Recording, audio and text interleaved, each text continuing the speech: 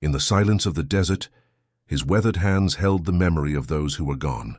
The rain of bullets had taken his family, leaving only ashes and an infinite void in his green gaze. But destiny brings encounters that heal. In her frightened eyes he saw his own pain reflected. Her trembling fingers brushed against his, like drops of water on parched earth. And in that instant, Samuel Rivers' withered heart began to beat again. Arizona, 1874. Two wounded souls discover that even in the most barren desert, hope blooms when watered with courage. If this story touched your heart, leave me your like as one offers water to the thirsty.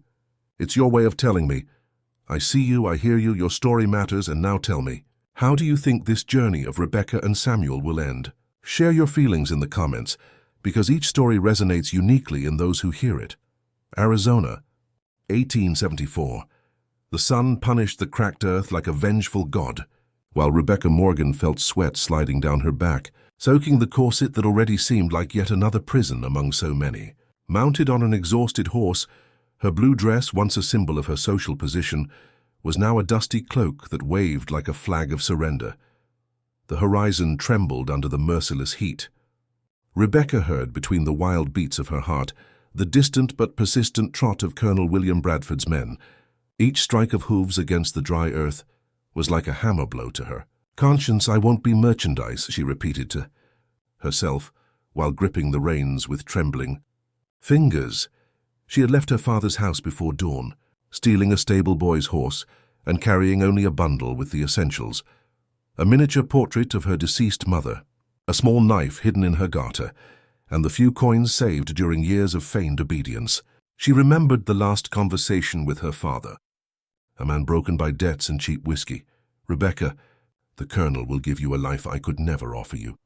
He'll give me a cage. Father, not a life." The wind now brought fragments of masculine voices. They were getting closer. The horse panted, exhausted. Rebecca felt the desert itself conspired to return her to the arms of that man who had bought her destiny, like one buys cattle. As the sun sank into the horizon, tinting the sky a bloody orange, Rebecca spotted the fork in the road. An intuition whispered to her that her fate awaited at that dusty crossroads, where the main road divided like an uncertain promise. It was at that moment when she saw him, a solitary rider emerging like an apparition through the curtain of evening dust. Tall on his black horse, with a worn hat that shadowed his gaze, Samuel Rivers observed the young woman approaching with panic drawn on her face. His eyes, accustomed to the solitude of the desert, immediately caught the details. The quality dress beneath the layer of dust, the delicate hands desperately gripping the reins, and above all, the determination that shone in that feminine gaze despite the fear. Time seemed to stop when their eyes met. Rebecca felt a strange recognition, as if those green eyes framed by a weathered face and incipient beard seemed familiar from some forgotten dream. "Help me, please." The words burst brokenly from her dry throat. "They're chasing me." She didn't need to say more. Samuel glimpsed in the distance the cloud of dust raised by the riders. His hand, marked by scars and calluses that told stories of hard work and solitude, instinctively settled on the revolver hanging from his belt. Storm, his faithful horse, seemed to understand the gravity of the situation and remained steady while Samuel dismounted with a fluid movement. He approached Rebecca and offered her his canteen without words. "They're Colonel Bradford's men," she explained after drinking eagerly. "He wants me for a wife, or rather he wants my lands and takes me as decoration." Something changed in Samuel's gaze. Bradford's name awakened echoes of old stories, whispered in saloons and around night campfires. A cattle baron whose ambition knew no limits, a man who rewrote the territory's laws at gunpoint. "I know a place," he said in a hoarse voice, as if words had cost him after so much time of silence. "If you want to come." It wasn't a question or an imposition. It was a possibility, offered with the simplicity of someone accustomed to making quick decisions in the face of adversity.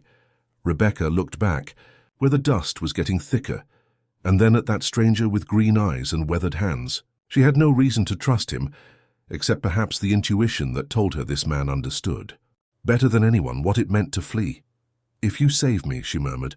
With a vulnerability she immediately wanted to hide. "I'll owe you more than my life." Samuel nodded. helping her down from the exhausted horse.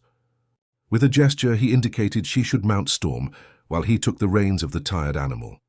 "Storm will carry us both," he explained. "Yours needs rest." When Rebecca felt the warmth of Samuel's body behind her as they rode west along a barely visible path, something inside her knew she had crossed a threshold from which there was no return. The fear was still there, but now it was accompanied by a strange sensation she couldn't name. Behind them, the riders continued their search, unaware of the detour the young woman had taken, not only in the road, but in her destiny. Samuel's ranch emerged from twilight like a revealed secret, a simple construction of wood and adobe that seemed to merge with the earth. It wasn't a mansion like the one Rebecca had left behind, but it had a solidity that conveyed security. "It's not much," he said as he dismounted, "but here nobody asks questions." Rebecca contemplated that place with new eyes. A weathered wooden fence surrounded a corral where some horses grazed. Beyond, a modest field stretched with some cattle.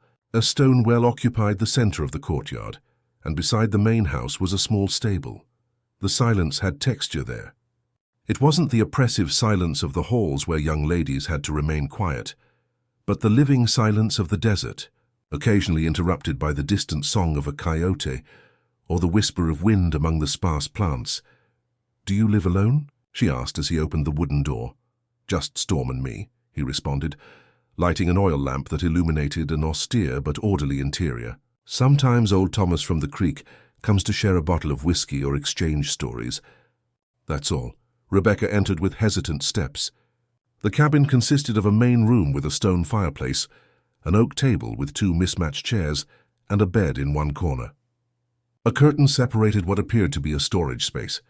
On the walls hung some utensils, and surprisingly 2 worn books on an improvised shelf. "You can stay here," Samuel pointed to the bed. "I'll sleep outside on the porch." The sudden intimacy of the situation hit Rebecca like a wave. She was alone in the middle of nowhere, with a stranger who had just offered her refuge.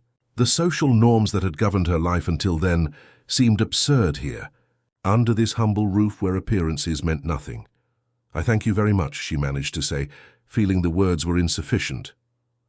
"But I can't accept you sleeping outside. This is your home." Samuel looked at her for a long moment. His eyes reflected the dim light of the lamp, and for a moment, Rebecca thought she saw in them the same type of loneliness she had always felt. Even when surrounded by people at dances and social gatherings. "You need rest," he said finally, heading toward a trunk from which he extracted a blanket. "Tomorrow you'll decide what you want to do."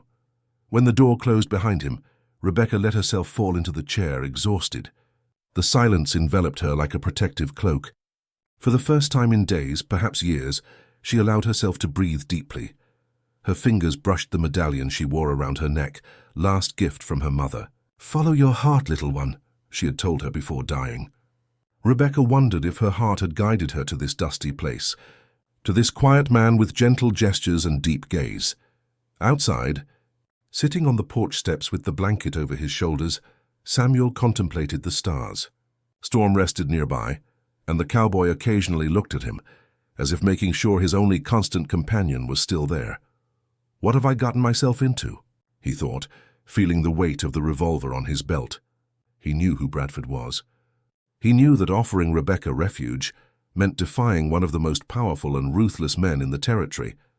But something in that young woman's determination, in her desperate courage, had awakened in him a dormant instinct, a memory of times when just things mattered. The night advanced, serene and indifferent to the small human dramas unfolding under its starry cloak. In the distance, a coyote howled at the moon, its voice a lament that seemed to express all the words that Rebecca and Samuel kept in silence. Dawn arrived with the softness of a sigh. Rebecca opened her eyes, disoriented for a moment, by not recognizing the wooden ceiling above her. The reality of her situation returned like a wave. The escape, the encounter with Samuel, the refuge in this secluded place. She sat up, noticing that someone had placed a bucket of fresh water beside the bed.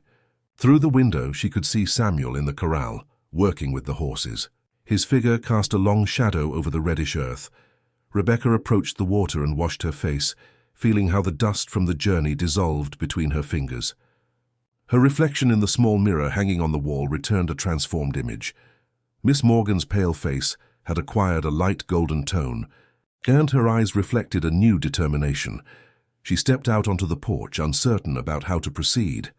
The sun had barely begun its ascent, but already it warmed the earth with promises of a scorching day. Samuel saw her and approached, leading Storm's reins. "Good morning," she said, feeling strangely formal in her greeting in that wild environment. Samuel nodded, his expression indecipherable under the brim of his hat. "There's coffee in the kitchen." He pointed toward a small attached structure. "And bread." "It's not much." "It's perfect," she responded. Genuinely grateful, a silence settled between them, not uncomfortable but expectant. As if words were less necessary than Rebecca had always believed. "I should leave soon to check the cattle," he explained finally. "You can stay here." "Nobody comes around these parts." Rebecca felt a stab of anxiety at the idea of being alone. Can I go with you?" The words spilled out before she could think them through. "I know how to ride, and I'd prefer not to be alone." A spark of surprise crossed Samuel's gaze. He seemed to evaluate her for a moment, as if measuring her determination. "The work is hard," he warned, "and the sun merciless." "The alternative was marrying Bradford," she responded with a slight smile. "I think I can bear the sun." Something resembling a smile appeared on Samuel's lips, so fleeting that Rebecca almost thought she had imagined it. "I'll find you a hat," he said, heading to the stable. "And a saddle for Lightning. He's young but gentle." Lightning turned out to be a medium-sized chestnut horse, with a white spot on his muzzle and intelligent eyes. Rebecca caressed him affectionately, establishing an immediate connection with the animal. With Samuel as a silent guide, they rode east, where the terrain rose slightly. Rebecca had never experienced the desert this way, intimate, alive, full of details that went unnoticed by the casual traveler. Samuel occasionally pointed to some plant, naming it briefly. Saguaro, yucca, mesquite. They reached a small stream where some cattle drank peacefully. Samuel dismounted and began checking the animals with expert gestures. Rebecca imitated him, carefully observing his movements. "Can I help?" she asked, feeling useless. Samuel looked at her with a mixture of surprise and curiosity. "Do you know anything about cattle, Miss Morgan?" "Nothing," she admitted frankly. "But I can learn." He seemed to consider it for a moment, then handed her a rope. "We need to lead those 3 steers toward that oak," he explained. "They stay together if you guide them calmly." Rebecca took the rope, determined. Her first attempt was a disaster. The cows scattered, frightened by her abrupt movements. Samuel watched without intervening, allowing her to learn at her own pace. In the second attempt, Rebecca moved more slowly, remembering how she had seen Samuel do it. To her surprise, the animals began to follow her. When she managed to guide them to the oak, a sense of triumph filled her, so intense that she laughed spontaneously. She turned toward Samuel, hoping to find approval. What she saw was something deeper, a look of genuine respect that went through her like a ray of sunshine. For the rest of the day, Rebecca worked alongside the cowboy, learning the ranch's rhythm. Her delicate hands, accustomed to embroidery and pianos, soon found themselves carrying water buckets, helping repair a broken fence, feeding the horses. The sun fell mercilessly upon them. But Rebecca discovered within herself a resistance she didn't know she possessed. Physical fatigue had a different quality than the social exhaustion she had experienced in parlors. It was honest, direct, and brought with it an elemental satisfaction. At sunset, as they returned to the ranch under a sky tinted purple and orange, Rebecca felt her body aching, but her mind strangely at peace. She glanced sideways at Samuel, his profile silhouetted against the horizon, like a figure carved from the very rock of the desert. "It's as if I've found my place," she thought with surprise. "In the last place I would expect to look for it." The days transformed into a week, and Rebecca's presence at the ranch acquired a naturalness that surprised them both. The routine established itself without need for words. Samuel left at dawn for the hardest tasks. Rebecca prepared coffee and took care of the work near the house, and together they tended the cattle during the less hot hours. That afternoon, while Rebecca hung laundry by the well, her hands stopped as she observed Samuel working with Storm. There was a silent communication between the man and the animal, a dance of mutual trust that moved her. So absorbed was she in contemplation that she didn't notice when one of her handkerchiefs slipped away, carried by the breeze toward the corral. Samuel picked it up before it touched the dust. When returning it, their fingers brushed briefly, a fleeting contact that sent a shiver down Rebecca's spine. "Thank you," she murmured, suddenly aware of the proximity between them. Samuel nodded but didn't move away immediately. He seemed to want to say something, as if words were struggling to emerge from his habitual silence. "I've wanted to ask you for a while," he said finally, surprising her by using the informal you for the first time. "Why did you really flee? Bradford is powerful. Penny would have accepted that marriage."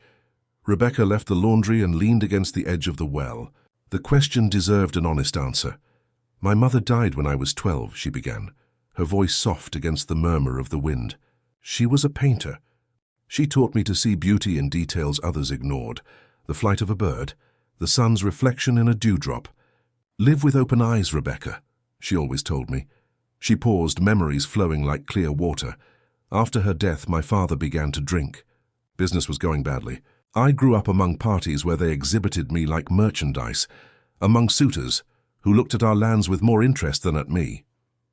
When Bradford offered to settle my father's debts in exchange for my hand," her voice broke slightly. Samuel waited, his silence an invitation to continue when she was ready. "I met him at a dinner," Rebecca continued. "His eyes were like glass. He looked through me, not at me. He spoke of his properties, his influence, how he needed a male heir for his legacy. He never asked once what I wanted." She breathed deeply, facing the memory. "The night before I fled, I heard him talking with my father. They were discussing the marriage contract clauses, as if I were a broodmare. Bradford mentioned his previous wife, who had died under strange circumstances. He said I seemed stronger, that I could endure better." Samuel frowned, his tense jaw revealing a contained emotion. "That night I knew I would rather die in the desert than live as his possession," Rebecca concluded, with a firmness that surprised even herself. The silence stretched between them, charged with meanings. Samuel removed his hat and held it between his hands, a gesture that Rebecca had learned to recognize as a sign that he would share something personal. "My father was like you," he said finally. "He saw things others didn't notice. He taught me to read the clouds, to listen to what the wind says, to respect this land." His eyes swept the horizon, as if searching for something lost in the distance. "We had a larger ranch near Tucson. There were 3 of us, my father, my younger brother, and me. One night armed men came. They were looking for someone who had taken refuge with us, a Mexican fleeing from the Rangers. My father refused to hand him over." Rebecca held her breath, intuiting where the story was heading.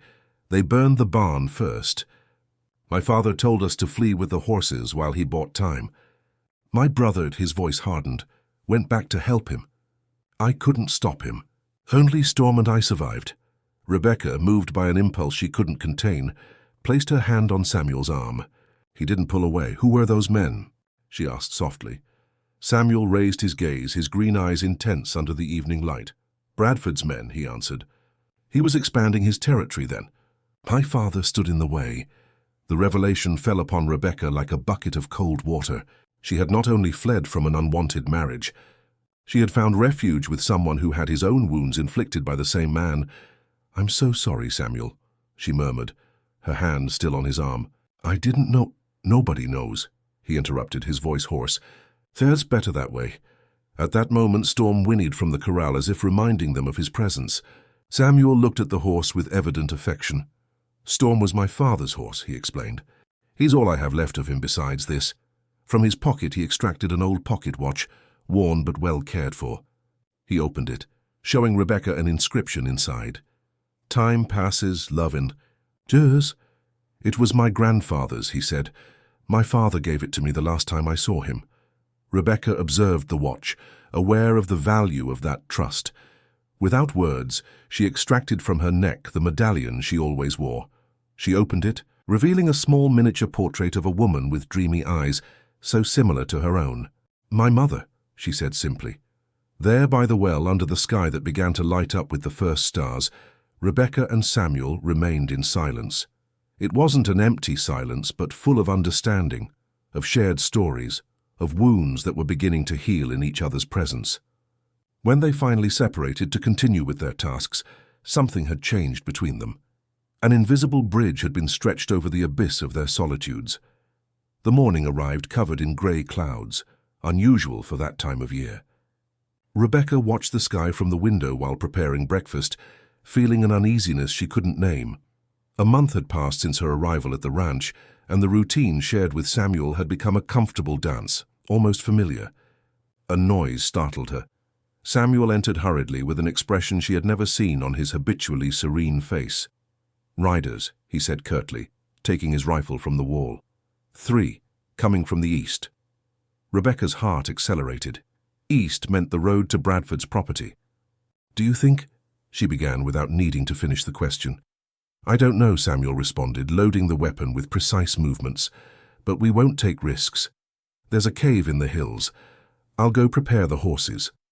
Rebecca nodded, moving quickly to gather the essentials: her mother's medallion, some food, a canteen. Her hands trembled slightly, but her mind remained clear. She was no longer the terrified young woman who had arrived at this place. A month in the desert had transformed her. When she stepped onto the porch, Samuel already had storm and lightning ready. The sky darkened by moments, and a cold wind began to blow from the north. "Storm," Samuel murmured, looking toward the clouds. "That's good. It will erase our tracks." They mounted in silence and headed west, where a chain of low hills offered refuge among its rocky folds.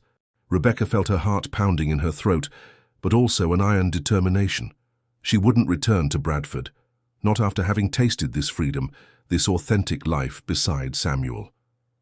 As they rode, the wind brought the first raindrops, large and spaced, that struck the thirsty earth like long-awaited promises.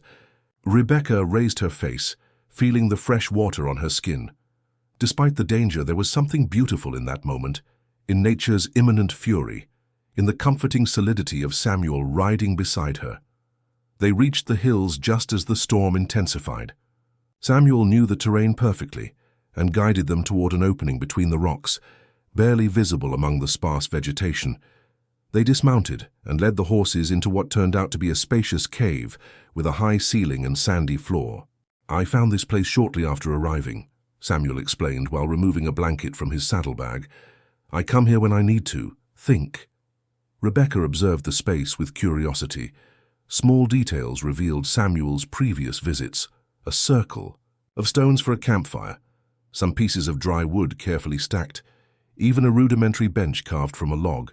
"It's like a sanctuary," she commented, feeling the peace that emanated from the place despite the circumstances. Samuel nodded as he lit a small fire that soon illuminated the cave with a warm and dancing glow.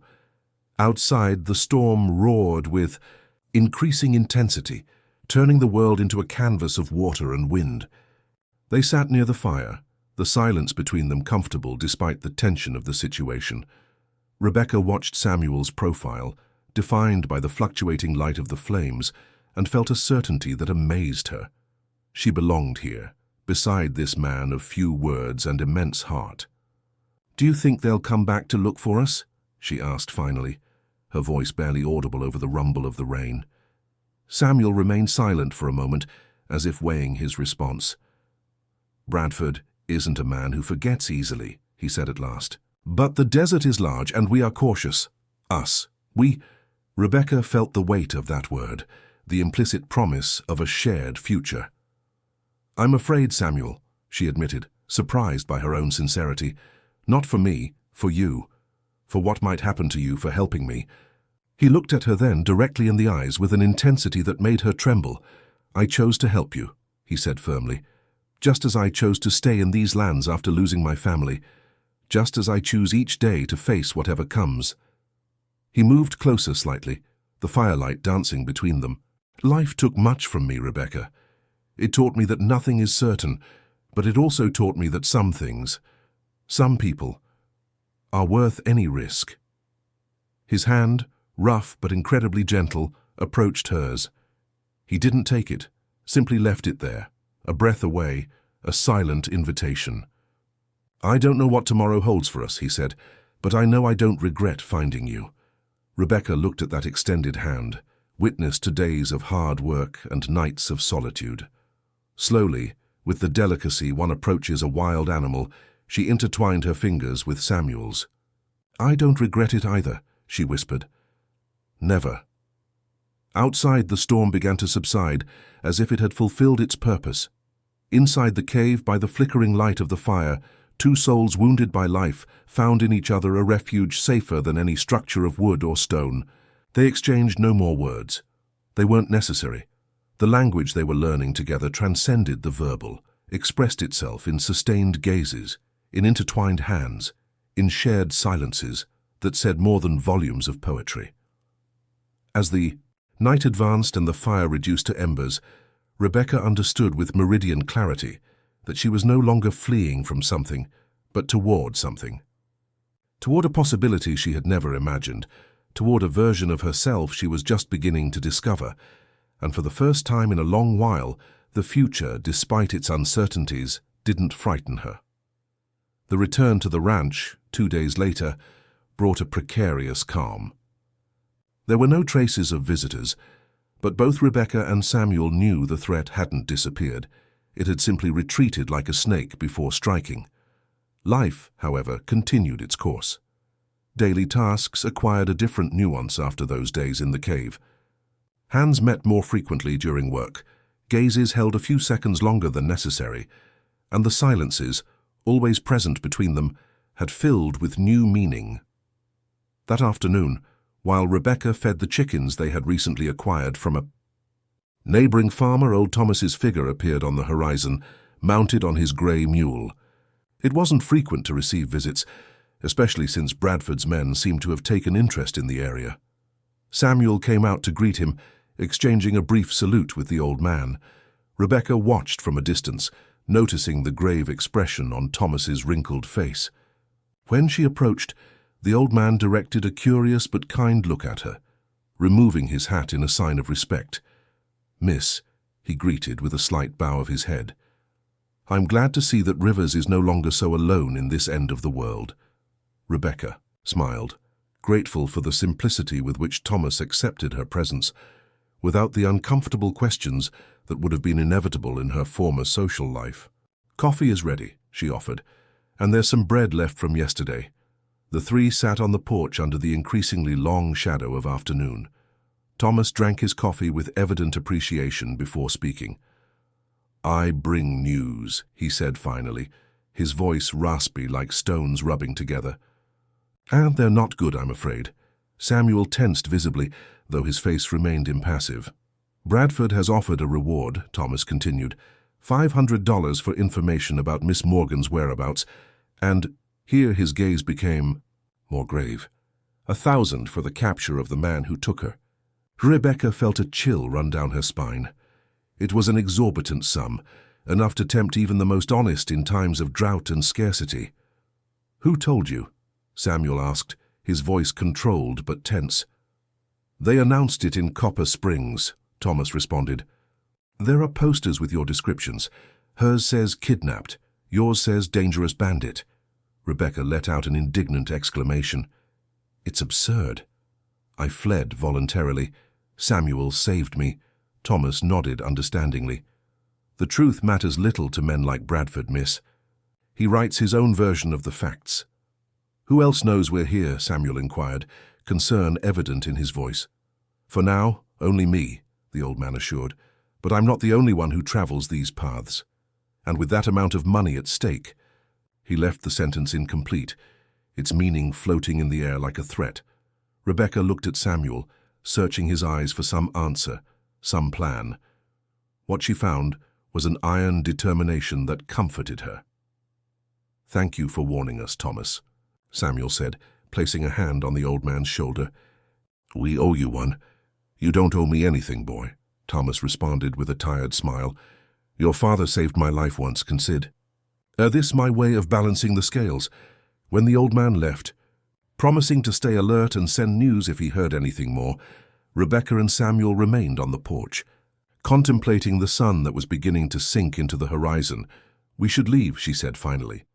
"Go further north, perhaps, or west toward California." Samuel slowly shook his head. "This ranch is all I have," he said, his voice firm but soft. "It's all I could rebuild after losing everything." I won't let Bradford take this from me, too. Rebecca then understood the profound meaning that piece of land had for Samuel. It wasn't just a place.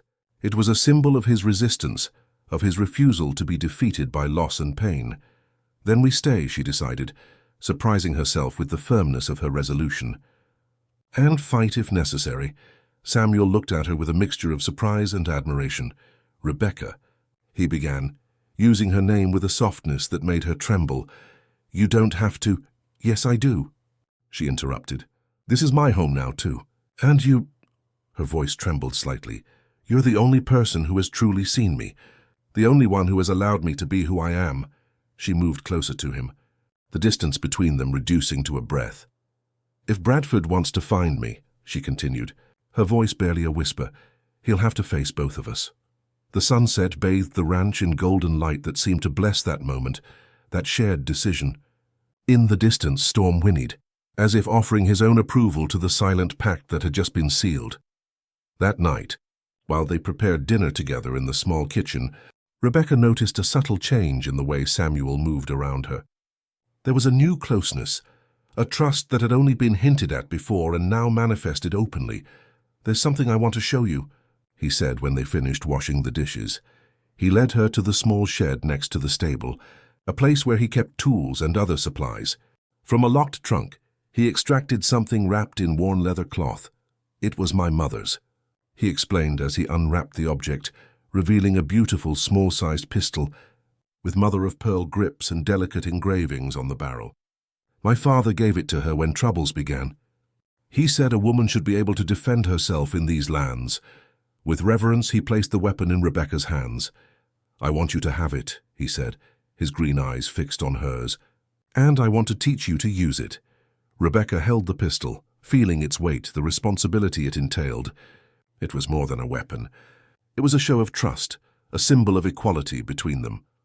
I'll take care of it, she promised, understanding the value of the gift. And I'll learn well.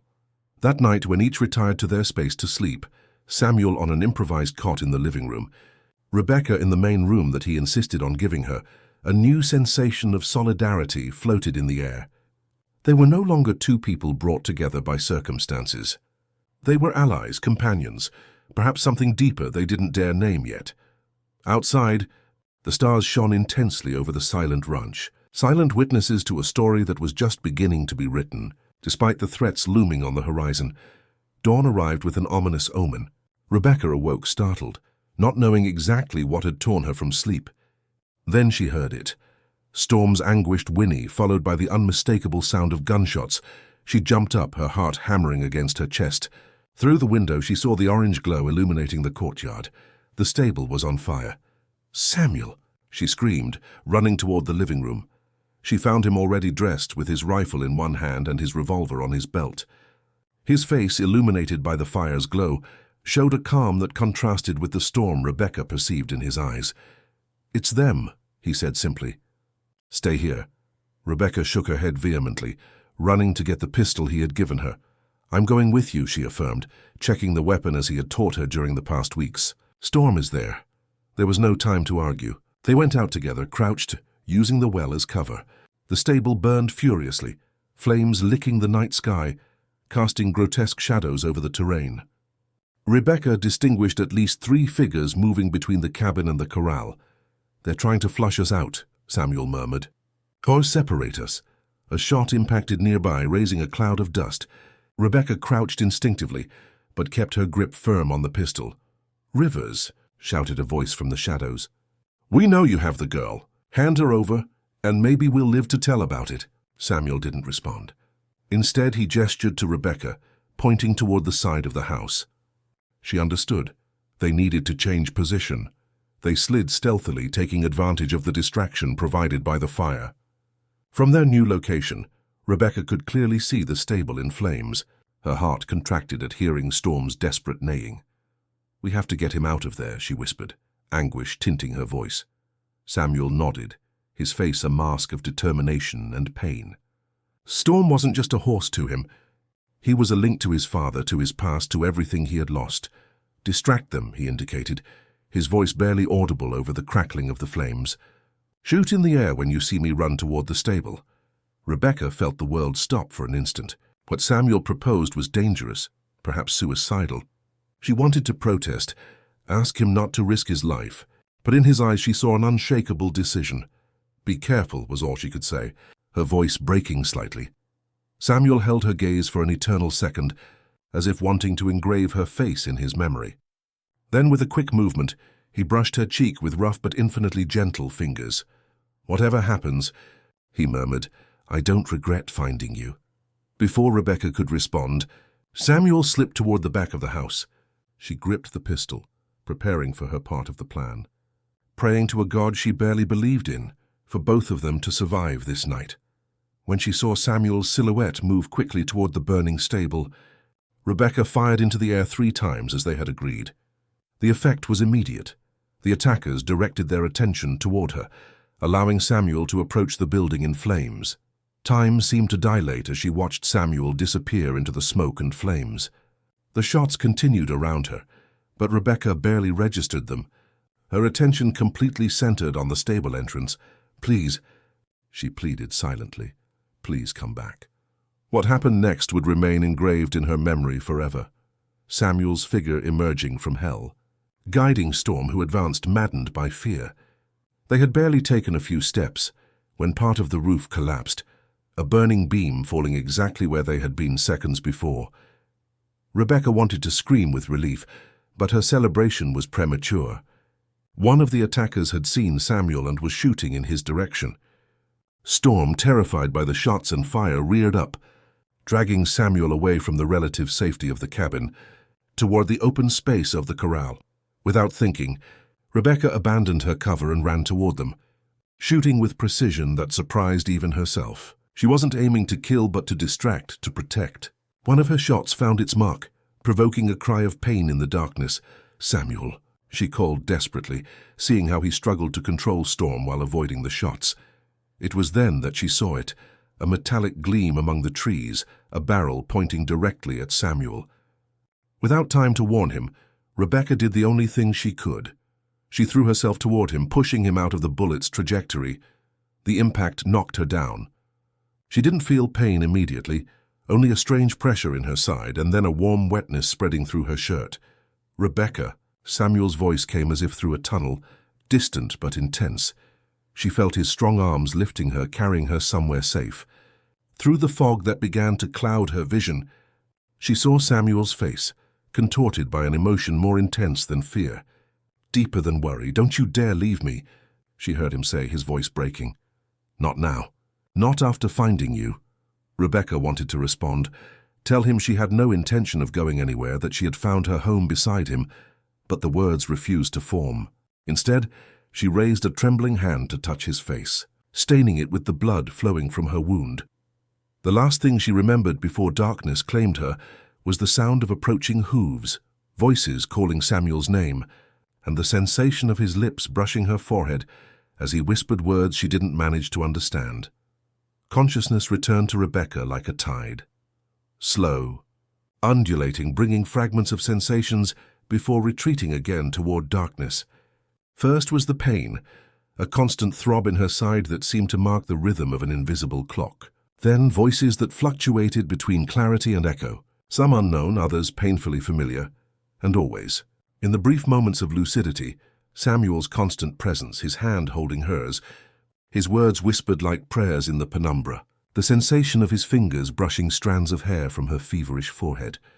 When she finally opened her eyes fully, the soft evening light filtered through a window she didn't recognize. She wasn't at Samuel's ranch. The walls of this room were papered with a discreet floral pattern, and a multicolored patchwork quilt covered her to the waist. "You've returned," said a feminine voice beside her. Rebecca slowly turned her head, finding herself with the kind face of a middle-aged woman, with brown hair gathered in a simple bun and eyes that revealed wisdom born from experience. "I'm Mary Carter," the woman introduced herself, placing a comforting hand on her arm. "You're in our house. My husband Benjamin and I have been taking care of you these days." "Days?" Rebecca managed to articulate, her voice hoarse from disuse. 3 days and their nights," Mary confirmed. "The bullet grazed your side. You lost a lot of blood, but you're stronger. Stronger than you look." The memories returned then in an avalanche. The stable in flames, Storm, the shots, Samuel. Samuel, she asked, trying to sit up, and immediately feeling a stab of pain that forced her to lie back down. Easy, Mary calmed her. He's fine. He hasn't left your side more than absolutely necessary. Benjamin just convinced him to go eat something and clean up. Rebecca closed her eyes, relieved. The fear that Samuel had been hurt or worse had been a constant weight in her subconscious during her semi-consciousness. What happened? She asked finally. After they shot me. Mary sat in the chair next to the bed, her expression becoming more serious. According to what Samuel told us, just when you fell wounded, unexpected reinforcements arrived. Silas Turner and Jacob Reed, who had heard the shots from their properties. The attackers fled, but not before Jacob recognized one of them, Bill Harmon, one of Bradford's men. Rebecca processed this information slowly. Trying to reconstruct what had happened, Samuel brought you here immediately, Mary continued. Our house was the closest refuge, and I have some experience treating wounds. My Benjamin was a doctor in the war. The ranch? Rebecca asked, fearing the answer. Mary's expression darkened slightly. The stable was destroyed, she admitted. Part of the fence, too. But the main house resisted, and most of the animals are safe. Storm is here in our stable, a bit singed but alive thanks to Samuel. Rebecca felt tears accumulating in her eyes. She knew what Storm meant to Samuel, the irreplaceable bond he represented with his past, with his father. It must have been terrible for him, she murmured. Mary nodded, her eyes revealing that she understood the depth of what Rebecca was expressing. It has been, she confirmed. But do you know what has been more terrible for him? Thinking he might lose you. The words hung suspended in the air, charged with a meaning Rebecca barely dared contemplate. Before she could respond, the door opened, and Samuel's figure appeared in the doorway. He had shaved and changed clothes, but his face showed the unmistakable signs of exhaustion and worry. Upon seeing Rebecca awake, a subtle but profound transformation occurred in his expression. Relief, joy, and something more intense that she didn't dare name illuminated his features. Rebecca, he said simply, her name a prayer and a celebration on his lips. Mary rose discreetly, giving Rebecca a complicit smile before leaving. Gently closing the door behind her, Samuel approached slowly, as if fearing that Rebecca might vanish if he moved too quickly. He sat in the chair Mary had just abandoned, his green eyes never leaving hers. You gave us a terrible scare, he said finally, his voice hoarser than usual. I'm sorry, she responded, extending her hand toward him. I didn't mean to worry you. Samuel took her hand between his, and Rebecca noticed they trembled slightly. You put yourself in the path of a bullet for me, he said, a mixture of incredulity and something resembling reverence in his voice. Nobody has done something like that for me before. You saved me first, she reminded him, trying to lighten the moment, though she knew what had happened between them was too deep to be diminished with jokes. Samuel shook his head, a gesture Rebecca had learned to interpret as his way of processing complex emotions. It's not the same, he insisted. I simply was in the right place at the right time. You chose. You chose to risk your life for mine. His eyes reflected a vulnerability Rebecca had never seen in him, not even during their most intimate conversations. And I would do it again, she affirmed with a conviction that surprised them both. A silence charged with meaning settled between them. Samuel's hand continued holding hers, an anchor in reality while their minds processed all that had happened, all that had changed. The ranch, Rebecca began, but Samuel interrupted her with a gentle squeeze of her hand. It doesn't matter, he said firmly. It's just wood and earth. It can be rebuilt. Rebecca knew Samuel well enough to know what it cost him to say that, what it meant for him to relativize the importance of the place he had built with his own hands, the symbol of his resistance. What will we do now? She asked, unconsciously using the plural, assuming a shared future that until recently had seemed only a distant possibility. Samuel looked at her for a long time, as if memorizing every detail of her face. There's something I must tell you first, he said, his tone suddenly more serious. Something I need you to know before we talk about the future. Rebecca felt her heart accelerate, a mixture of anticipation and fear at the intensity of his gaze. During those moments when I didn't know if you would survive, he continued, his voice barely a whisper, I realized that my life without you no longer makes sense. I don't just want to protect you, Rebecca. I want to be with you. Build a life together." The words, simple but charged with deep emotion, hung suspended between them like a promise, like a question that didn't need to be formulated. Rebecca felt tears flowing freely down her cheeks, tears that weren't of pain but of a happiness she had never believed possible. "I want that too." "Samuel," she responded, her voice trembling but decided, "more than anything in the world." In a gesture that seemed to contain all the tenderness of the universe, Samuel leaned forward and softly kissed her forehead, his lips lingering on her skin as if wanting to imprint there an eternal promise. Outside, the sun began to set, tinting the sky in golden and purple hues. A new life began to take shape for them, beyond fear and danger, beyond even the dreams they had never dared to dream. The days at the Carter's house passed with a strange mixture of tension and peace. Rebecca gradually recovered her strength, each day able to stay awake longer, to take a few steps leaning on Samuel's firm arm. The wound was healing well, according to Benjamin, after each examination, but the true healing seemed to be occurring at another level, deeper and more subtle. It was as if those days of forced rest had opened a space for a different intimacy between Rebecca and Samuel. Sitting beside her bed for hours, he told her stories of his childhood, of trips with his father through the territory, of lessons learned under the stars.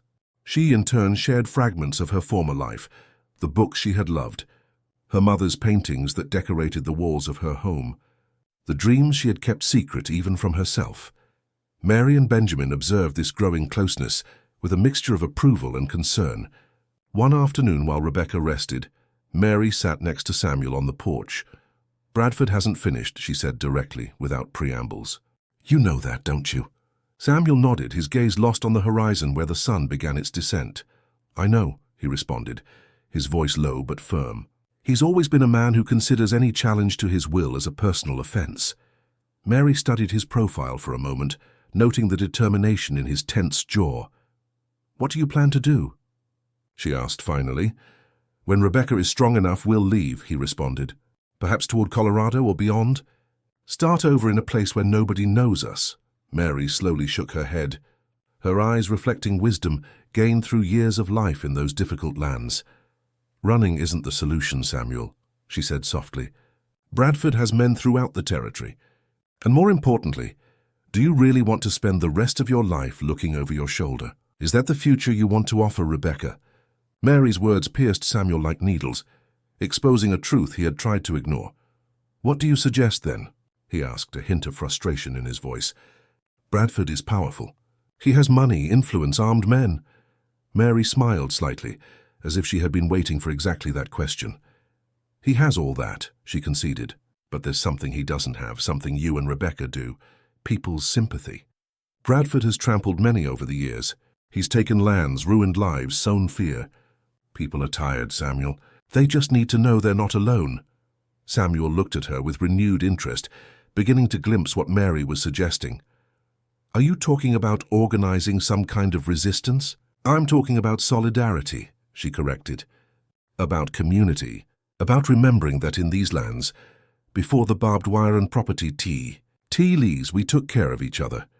The conversation was interrupted by Benjamin's arrival, accompanied by Silas Turner and Jacob Reed, the neighbors who had come to their aid the night of the attack. Rebecca, who had gotten up to take some air, joined them on the porch, leaning against the doorframe. "We have news," Silas announced, a stocky man with a thick beard and frank gaze. "Bradford has doubled the reward. Now it's $1,000 for information about Miss Morgan, and $2,000 for you, Samuel." A heavy silence followed these words. Rebecca felt her heart accelerate at the magnitude of the threat, but also at the determination she saw in the faces of those who had welcomed them. "It's not just that," Jacob added, the youngest of the group. "He's pressuring Sheriff Carter to issue an arrest warrant against you, Samuel. He accuses you of kidnapping and burning Bradford's properties in the past." "That's ridiculous," Rebecca protested, advancing with difficulty toward the group. "Samuel hasn't done any of that." "I can testify that I came with him voluntarily." Jacob nodded, but his expression remained somber. "The problem is that Bradford has Judge Wilkins in his pocket," he explained. "Your word against his—" "Well, we know how things work when money talks." Rebecca felt a wave of helplessness and rage. It was the same sensation she had experienced so many times in her former life, facing a system designed to keep power in the hands of men like Bradford. "Then we're alone," Samuel concluded, his voice charged with a resignation Rebecca had never heard in him. "No," Benjamin intervened, who had remained silent until then. "You're not alone." Everyone turned toward the old doctor, surprised by the firmness of his declaration. "Bradford may have money and influence," he continued, "but he's made many enemies over the years. Families displaced from their lands, small ranches ruined, people he has humiliated or threatened." Mary approached her husband, placing a hand on his shoulder in a gesture of support. "Benjamin is right," she affirmed. "People are tired of living in fear. They just need to know there's a possibility to resist." "And what do you suggest?" Samuel asked, a glimmer of hope illuminating his gaze for the first time since the attack. "A meeting," Mary responded simply. "Here in our house. We'll invite those we know have suffered under Bradford's yoke. We'll show them they're not alone, that together we can protect each other." Rebecca looked at Samuel, seeking his reaction. The idea of directly confronting Bradford, of challenging his power not through flight but through community solidarity, resonated in her with unexpected force. "It would be dangerous for you," Samuel warned, his concern evident. "Bradford wouldn't hesitate to take reprisals against anyone who helps us." "We're already in danger," Silas responded with an ironic smile. "All of us who don't blindly submit to his wishes are. The difference is whether we face that danger alone or together." A reflective silence followed these words. Rebecca approached Samuel, taking his hand in a gesture that had already become natural between them. "I think we should listen to them," she said softly. "If there's a possibility to build a life here, without having to constantly flee, it's worth trying." Samuel looked at her for a long time, as if weighing not only the proposal but everything it implied, putting down roots, committing not only to her but to this community, abandoning the solitude that had been his refuge and prison for so long. Finally, he nodded. "Agreed," he said, addressing everyone. "Let's do it. But with one condition. If things get too dangerous, if it seems Bradford is going to win, I want you to promise you'll help Rebecca reach a safe place." Before anyone could respond, Rebecca squeezed his hand firmly. "Where you go?" "I go," she declared, her voice low but unshakable. "No more decisions made for me or about me. We're in this together, Samuel. Until the end." The intensity of her gaze, the determination in her voice, seemed to seal a pact between them that went beyond words. Samuel nodded slowly, accepting not only her decision but the profound change it represented. He was no longer a lone wolf fighting against the world, but part of something greater, part of an us that included Rebecca and perhaps this community that was beginning to form around them. "Well," Mary said, a satisfied smile illuminating her face, "I'll start sending messages. The meeting will be in 3 days when the moon is in the last quarter. It's enough time for word to reach everyone, but not so much that Bradford finds out." While the others discussed details, Rebecca and Samuel remained united by their intertwined hands and by a silent promise that floated between them like a prayer. Whatever happened, they would face the future together. The night of the meeting arrived wrapped in a mantle of bright stars and a moon that, as Mary had predicted, was in its last quarter, offering enough light to guide visitors without revealing too much of their presence. Rebecca watched from her room window as solitary figures or small groups approached the Carter's house, emerging from darkness like specters summoned by a silent call. She recognized some. Silas and Jacob, of course. Old Thomas, whose grey mule seemed to glow under the moon's pale light. The Dawson sisters, Clara and Rose, whose bakery was the nerve center of gossip in Copper Springs. But there were also unknown faces. A tall, lanky man who limped slightly. A middle-aged woman accompanied by what appeared to be her teenage son. A distinguished-looking old man who arrived in a modest carriage. "It's more people than I expected," Samuel said, who had approached silently to observe beside her. Rebecca noticed the mixture of surprise and hope in his voice. For someone accustomed to solitude, seeing so many willing to risk themselves for a common cause must be profoundly moving. "Mary said they would come," she responded, leaning slightly against him. "It seems she was right about how many have suffered under Bradford's dominion." Samuel nodded, gently placing an arm around her waist, careful not to press the wound that was still healing. "Do you feel strong enough to go down?" he asked, his concern evident. I could explain to them alone. Rebecca shook her head with determination. They need to see me, she affirmed. They need to know you're not a kidnapper, that I'm here by my own will. Besides, she added with a small smile, I don't plan to lose sight of you any time soon. The smile Samuel gave her was like a sunrise, brief but intensely luminous, transforming his habitually serious face into something that made Rebecca's heart skip a beat. Together they went down the stairs and headed toward the barn, where Mary had arranged the meeting. The space, clean and ample, was illuminated by strategically placed oil lamps. Hay bales formed a circle, offering improvised seating for the attendees. A murmur ran through the crowd when Rebecca and Samuel entered. She perceived curious gazes, some skeptical, others openly supportive. She felt Samuel's hand tense slightly around hers, and she gave him a gentle, reassuring squeeze. Mary stepped forward to receive them, her face serene but her eyes bright with contained emotion. Welcome, she said, addressing both them and all present. I thank you for coming, especially knowing the risks. She guided Rebecca and Samuel toward 2 empty seats in the center of the circle, symbolism that didn't go unnoticed by anyone. They were at the heart of what was about to happen. When everyone was seated, an expectant silence fell over the meeting. Benjamin stood up, his tall, thin figure casting an elongated shadow over the dirt floor. Friends and neighbors, he began, his voice calm but clear, we have gathered tonight for a simple but powerful reason. The time has come to decide whether we continue living in fear or if we find the courage to support each other, he gestured, respectfully toward Rebecca and Samuel.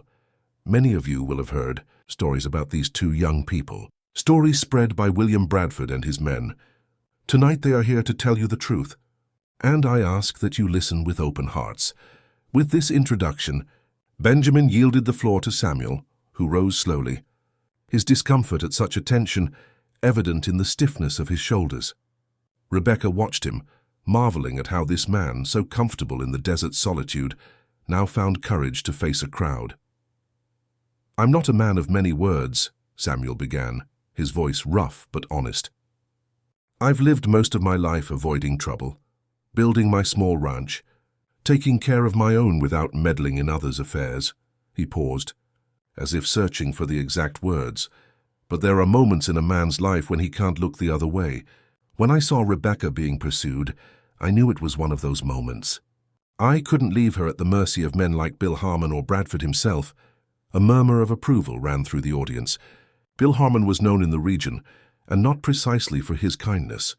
What you may not know, Samuel continued, is that I had my own reasons for being against Bradford. Years ago, his men burned my family's ranch near Tucson. My father and brother died in that fire. A shocked silence followed this revelation. Rebecca, who knew the story, felt her heart conti, racked at the barely contained pain in Samuel's voice. I'm not seeking revenge, he clarified. I just want to live in peace, build a life. Here his gaze briefly rested on Rebecca. A life with the person I've chosen. But Bradford seems determined to prevent it. When Samuel finished and sat back down, Rebecca stood up. She felt all eyes on her, evaluating her, perhaps wondering what kind of woman would abandon the security of her social position to flee with a solitary cowboy. My name is Rebecca Morgan, she began, surprising herself with the firmness of her voice. A month ago, I escaped from an arranged marriage with Colonel William Bradford, a marriage that my father, harassed by debts, had negotiated without my consent. She breathed deeply, aware of the importance of her next words. Samuel Rivers didn't kidnap me. He saved me. He offered me refuge when I most needed it, treated me with respect when others saw me as merchandise. And during the time I've spent at his ranch, I've discovered a more authentic and full life than I ever imagined possible. Her eyes swept over the attentive faces surrounding her, stopping at the women present, seeking understanding in their gazes.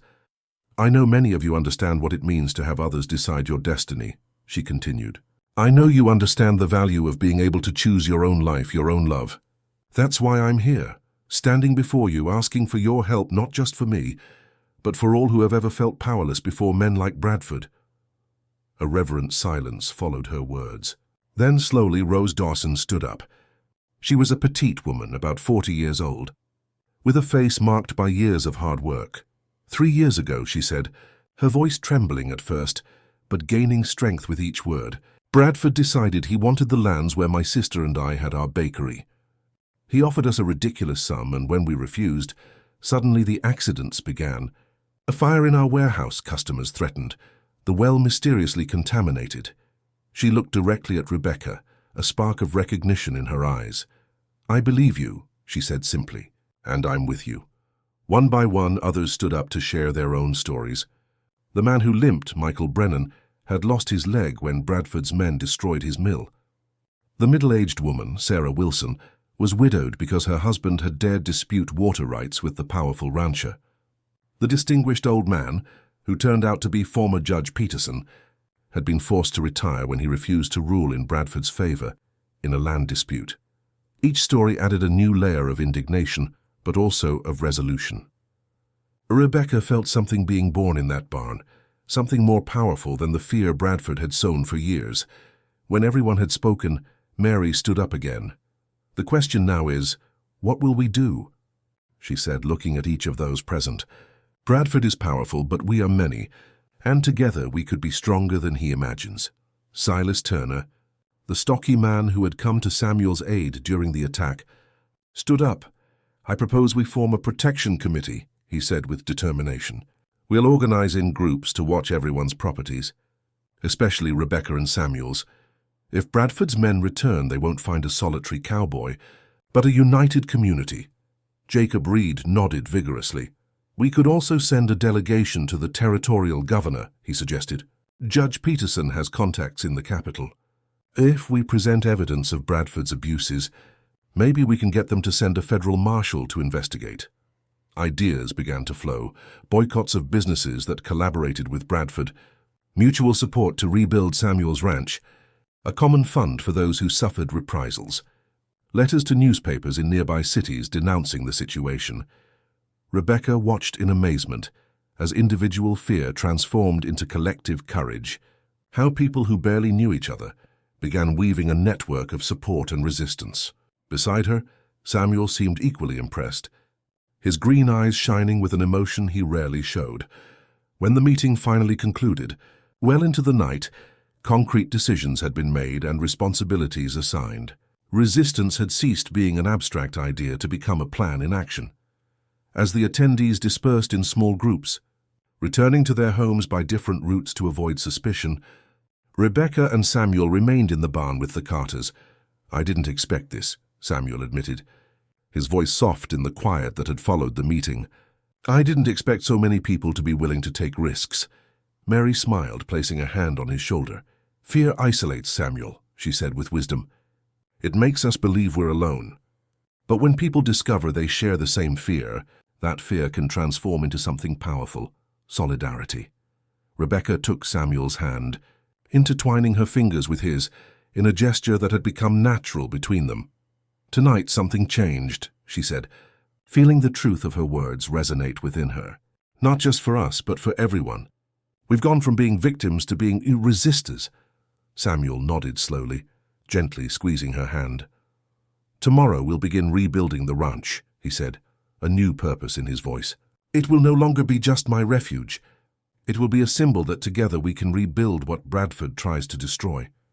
Outside, the moon continued its descent toward the horizon, and the stars shone like silent witnesses to the seeds of resistance planted that night in a humble barn, seeds that would soon flourish in a desert that, for too long, had been dominated by fear and solitude.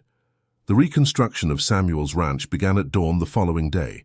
A caravan of wagons and riders arrived with the first lights, bringing wood, tools, provisions, and most importantly, hands willing to work. Rebecca, still convalescing but determined to participate, directed operations from a strategically placed chair in the shade, assigning tasks and coordinating efforts with an efficiency that surprised everyone, including herself. By midday, the skeleton of the new stable was already rising against the sky, and part of the fence had been repaired. The women had organized a community kitchen by the well, where large pots bubbled, promising a substantial lunch for the workers. Children ran around carrying water or light tools, converted into enthusiastic helpers. Samuel moved among everyone, grateful and somewhat overwhelmed by the generosity surrounding him. Occasionally his eyes sought Rebecca, as if making sure she wasn't overexerting herself, and every time their gazes met, silent communication flowed between them, a renewed promise to hold on to this new life they were building together. It was during lunch when the first messenger arrived, an exhausted young man who had ridden from Copper Springs with urgent news. Bradford had assembled a large group of armed men, and there were rumors he was planning action against those who defied his authority. "They say he's furious," the boy explained while eagerly drinking the water they offered him. "Someone told him about the meeting at the Carter's barn. It's not known who, but there's a traitor among us." A tense silence fell over the group. The possibility of an informant was disturbing, but not entirely surprising. Fear and money were powerful motivators. "When do they plan to move?" Samuel asked, his expression grave. "I don't know for certain," the messenger responded. "But they're buying ammunition and supplies for several days. It seems it will be soon." Silas Turner, who had become the natural leader of the Protection Committee, took the floor. "We have to be prepared," he declared. "We'll establish watch shifts starting tonight, and we'll send messengers to all the families who attended the meeting to warn them." Rebecca observed the change in the faces around her, the morning's joy replaced by a somber determination. The reality of their situation was imposing itself again. Bradford wouldn't easily accept this challenge to his authority. "We should finish as much as possible before nightfall," she said, standing up with some difficulty. "If they come, let them find a rebuilt ranch and people willing to defend it." A murmur of approval ran through the group, and soon everyone returned to work with renewed energy. The afternoon advanced in a whirlwind of activity. The stable was completely structured, the fence repaired. There was even time for some work on the main house. When the sun began to set, tinting the sky in orange and purple hues, most of the volunteers had left, leaving only a small group that would form the first guard. Silas, Jacob, young Michael, Sarah Wilson's son, and Samuel. Rebecca, exhausted but satisfied with the work accomplished, found herself on the porch with Mary, watching how the men organized the watch shifts. "You've built something beautiful here," Mary commented, her voice soft in the twilight. "I don't just mean the ranch." Rebecca followed her gaze toward Samuel, who at that moment was adjusting Storm's cinch, preparing him for a reconnaissance round. "I never imagined I would find this," Rebecca admitted, a reflective smile on her face. "When I fled from my house, I only thought about escaping, surviving. I didn't know I was running toward my true home." Mary nodded understandingly, her hand briefly on the young woman's. "Sometimes life takes you down strange paths to lead us exactly where we need to be," she said, "though it's not always easy to see it at the moment." Their conversation was interrupted by the sound of approaching hooves. Everyone tensed, hands instinctively seeking weapons. But it wasn't a group of riders that appeared on the road, but a single man mounted on an elegant horse. Even at a distance, William Bradford's imposing figure was unmistakable. Rebecca felt her heart stop for an instant.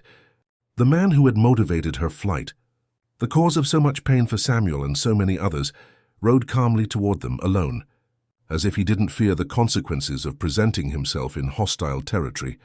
Samuel stepped forward, positioning himself strategically between Rebecca and the newcomer. Silas and the others formed a semicircle, their rifles ready but not directly aimed. Bradford stopped his horse at a prudent distance, evaluating the scene with cold, calculating eyes. He was a man of about 50 years, tall and robust, with a face that could have been attractive if not for the hardness emanating from each of his features. He dressed like a gentleman, not like a rancher. Dark suit, silk vest, wide-brimmed hat that didn't completely hide his graying hair. "Good afternoon," he greeted with a courtesy that sounded almost mocking. "I see you've been busy. What do you want, Bradford?" Samuel asked directly, his voice controlled but charged with tension. The older man dismounted with the grace of someone accustomed to imposing his presence, tying his horse to a nearby post as if he were on a social visit. "To talk," he responded simply. "Just to talk." Rebecca stepped forward, ignoring Samuel's warning look. "Talk?" Her voice trembled slightly but remained firm. "After sending men to burn this ranch? After offering rewards for our heads?" Bradford studied her with a gaze that made her feel like an insect under a magnifying glass. "Miss Morgan," he said finally, "as beautiful as your mother, And with her same indomitable spirit, I see. The mention of her mother momentarily destabilized Rebecca. How dare this man invoke her memory? "Don't speak of my mother," she responded coldly. "You have no right." A humorless smile curved Bradford's lips. "I have more right than you think, young lady," he said enigmatically, before turning toward Samuel. "And you, Rivers?" "James Rivers' son. What a curious twist of fate, don't you think?" Samuel frowned, confused by the older man's words. "What are you talking about?" he demanded. "If you've come to play with us," Bradford raised a hand, interrupting him. "I've come because it's time to end this situation," he said authoritatively. "And because there are things you both need to know before we make any decisions." He looked around, evaluating the armed men surrounding him. "I would prefer this conversation to be private," he added. "What I have to say concerns mainly Rebecca and you." Silas stepped forward, his expression distrustful. "We won't leave you alone with them," he declared firmly. "Not after everything you've done," Bradford sighed, like a patient teacher before particularly obtuse students. "I understand your distrust," he conceded. "But I give you my word that I haven't come to cause harm. In fact," he made a significant pause, "I've come to offer a truce." These words provoked a murmur of surprise among those present. Bradford offering a truce. It seemed too good to be true, too convenient. "Why should we believe you?" Samuel asked, his distrust evident. Bradford looked at him directly, something subtly changing in his expression, a momentary vulnerability that seemed out of place on that habitually impenetrable face. "Because I have information that will change the way you see me," he responded. "Information about your father, Samuel, and about your mother, Rebecca." A dense silence followed these words. Rebecca and Samuel exchanged a look of confusion and caution. What could Bradford know about their parents that they didn't? Finally, it was Mary who broke the impasse. "They can talk in the house," she said firmly, "with the door open. And we'll be right here watching." Bradford nodded, apparently satisfied with this compromise. "That seems fair to me," he conceded, heading toward the porch with measured steps. Rebecca and Samuel followed him, maintaining a prudent distance. Inside the house, recently fixed after the attack damages, Bradford took a seat in one of the chairs by the table. The evening light filtering through the window cast elongated shadows, creating an atmosphere of unreality that seemed appropriate for the revelations that were to come. Rebecca and Samuel remained standing, too tense to sit, too intrigued to reject this conversation. "I suppose you've both built your own narratives about me," Bradford began, his voice surprisingly soft. "The tyrant, the villain, the unscrupulous man. And I don't blame you. My actions have given rise to those interpretations." "They're not interpretations," Samuel replied harshly. "They're facts. Your people burned my family's ranch. My father and brother died in that fire." A flash of what seemed genuine pain crossed Bradford's face. "The fire at the Rivers Ranch is the greatest tragedy of my life, Samuel," he said, surprising both young people. "But it didn't happen as you believe." He reached into his jacket's inner pocket, extracting an envelope yellowed by time. He placed it on the table with almost reverential care. "Your father and I were friends," he revealed, his eyes fixed on Samuel. "Comrades in arms during the war. We promised to care for our families if something happened to either of us." Samuel shook his head, incredulous. "You're lying," he said firmly. "My father never mentioned that friendship. Why would he?" Bradford responded. "When we returned from the conflict, we had very different visions for this territory. He believed in small properties, in shared land. I saw the opportunity to build an empire. We grew apart, became rivals, but I never stopped respecting him." Rebecca carefully watched the man, looking for signs of deception. To her surprise, the mask of hardness she had always associated with Bradford seemed to have cracked, revealing something more complex underneath. "The day of the fire," Bradford continued, "I sent men to the Rivers Ranch, yes, but not to burn anything. To warn your father, I had received information that a group of outlaws planned to attack him. James had given refuge to a Mexican who had compromising information about them." Samuel now listened with renewed attention, his posture still defensive, but his expression reflecting incipient doubt. "My men arrived late," Bradford's voice broke slightly. "The bandits were already there. The fire had begun. Bill Harmon, who led my group, tried to save your family. He managed to get you out, but when he went back in, He left the sentence unfinished, the meaning hanging heavily in the air. Samuel seemed to have forgotten to breathe, his mind evidently struggling against blurred memories of that traumatic night. "I have the letters your father wrote me over the years," Bradford added, pointing to the envelope. "And his last message, warning of the danger. You can read them, check his handwriting." Rebecca stepped forward, feeling that the revelation about Samuel's father was only part of what Bradford had come to say. "And my mother?" she asked directly. "You said you had information about her, too." Bradford turned toward her, his gaze acquiring a different quality, almost soft. "Catherine Morgan," he said with reverence in his voice that disconcerted Rebecca. "An extraordinary woman. We were lovers, Rebecca, before she met your father." The revelation hit Rebecca like a physical punch. She staggered slightly, and Samuel held her by the arm, offering silent support. "It can't be," she murmured, although something inside her resonated with the truth of those words. Fragments of memories came to her mind, interrupted whispers when she entered a room, strange looks between her father and Bradford on the rare occasions they had crossed paths, the Colonel's persistent interest in her family despite the evident differences. "I deeply loved your mother," Bradford continued, "but she chose Edward Morgan, a gentler man, closer to her artistic sensibility. I couldn't blame her for that choice."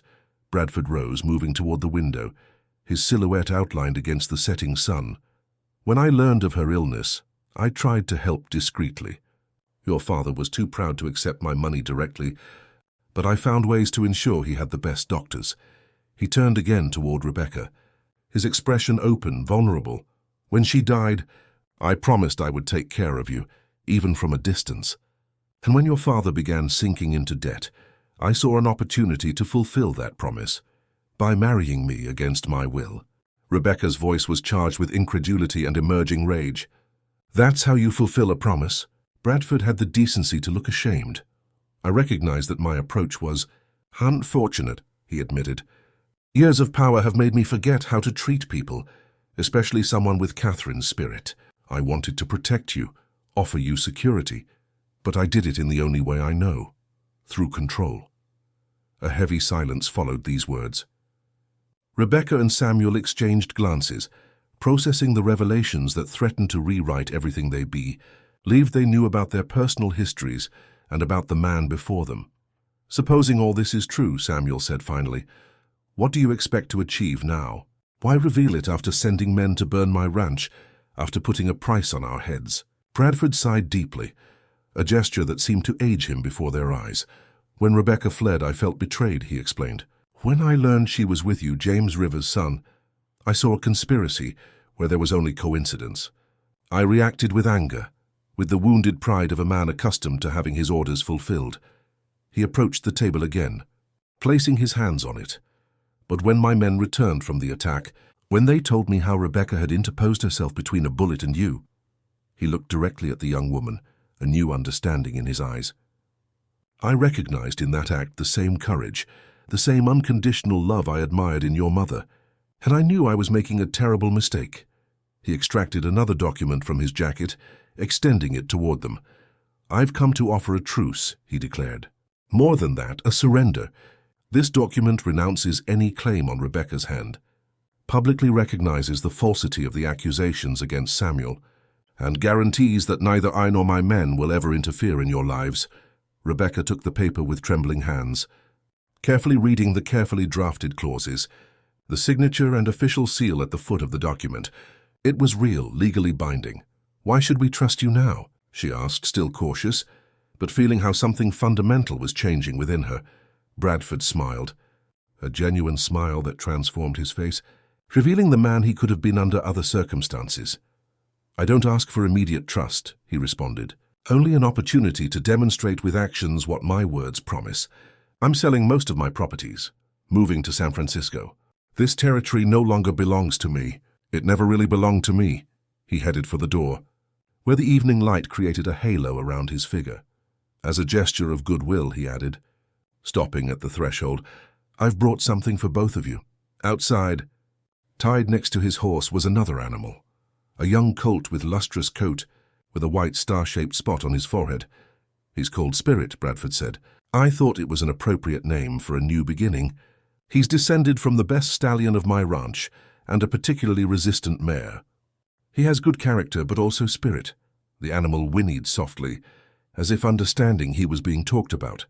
Storm, in the nearby corral, responded with another whinny, establishing silent communication with the newcomer.